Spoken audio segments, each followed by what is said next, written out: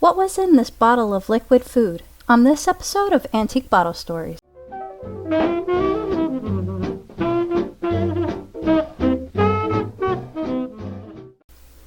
Albert Loring Murdock was born 1829 and he died in 1912.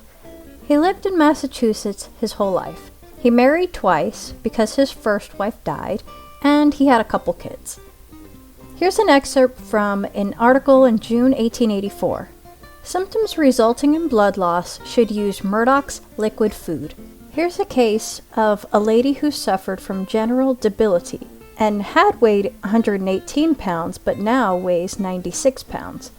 She was prescribed this liquid food and gained 25 pounds in 3 months' time, and her symptoms improved.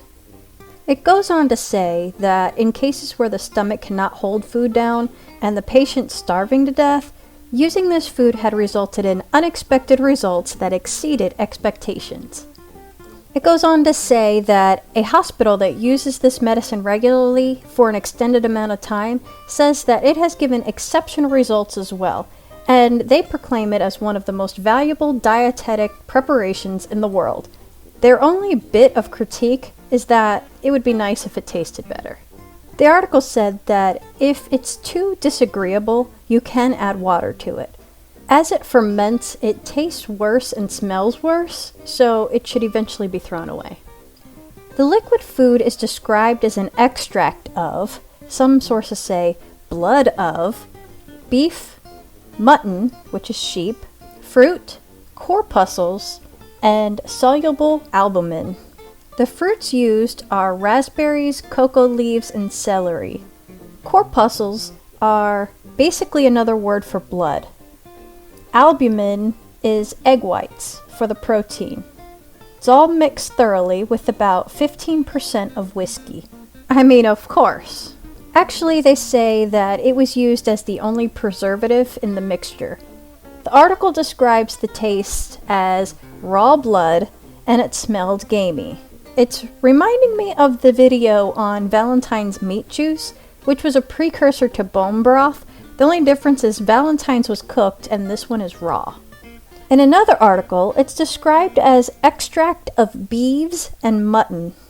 I love it whenever I come across terminology I've never heard before. Beeves is the plural of beef. Who knew? In this article, it mentions that the liquid food could be used as an enema as well if you couldn't hold anything down. But next to the word enema, it had injection in parentheses.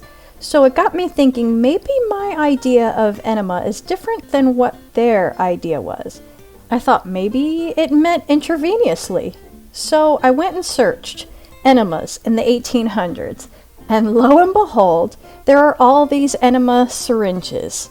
I have to admit, in the past, I was a little curious on how one performed an enema in those days, because I come across it from time to time in these researches, but this is the first time I actually went looking, so now we all know, and in future videos, when the subject arises, we can all have this image in our head. No need to thank me now, it's the gift that keeps on giving.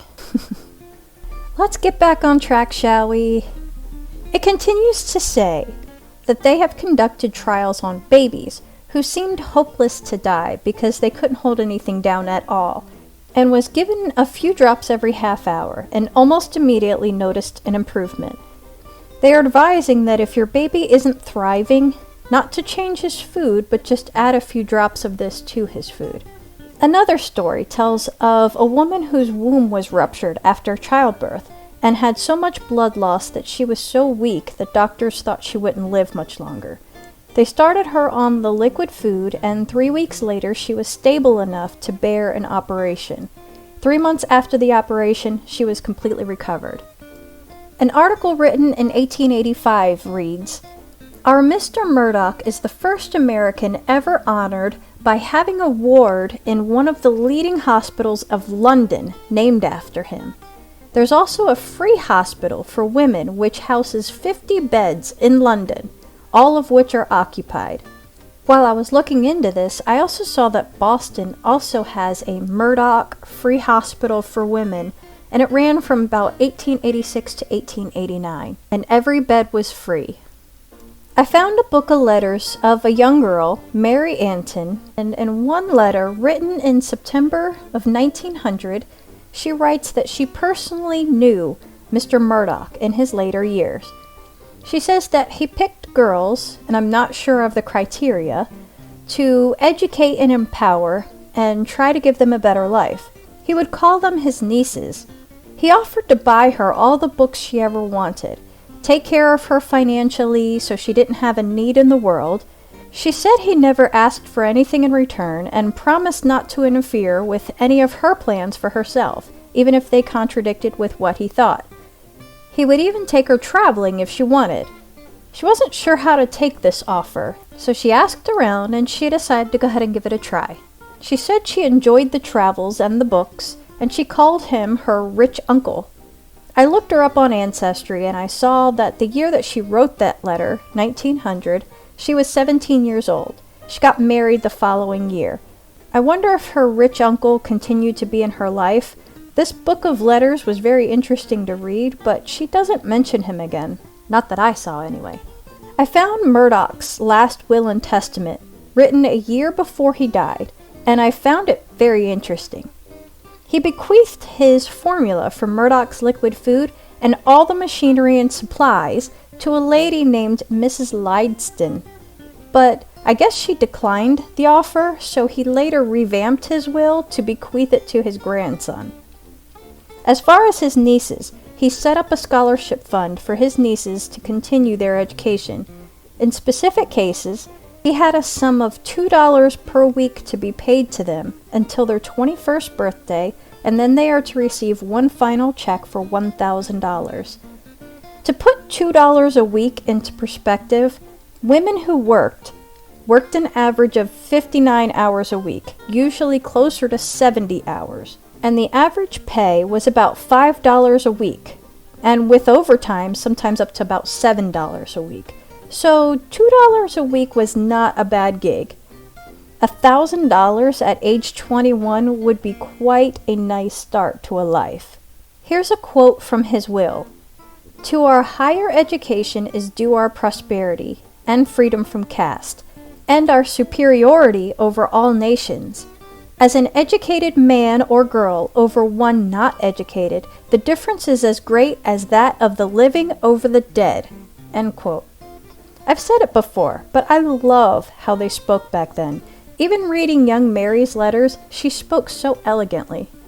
So the business is in full swing when he dies, but I don't see what happens to it after he died. His grandson, who was given the formula of the liquid food, was not yet 10 at the time.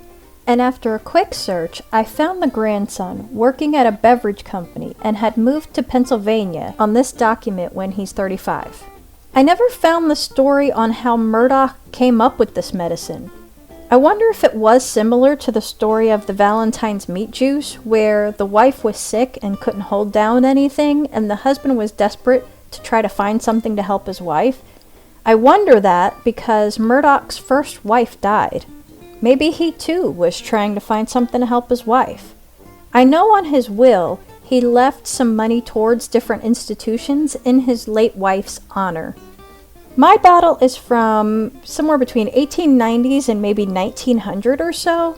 It would have had a paper label on it. It looks to be blown and has a tooled top. I picked up this bottle at an antique show recently, and the words liquid food intrigued me, so I was excited to bring it home and try to find the story on it. And I had fun uncovering the story. I hope you enjoyed it. We'll see you next time. Thanks for watching.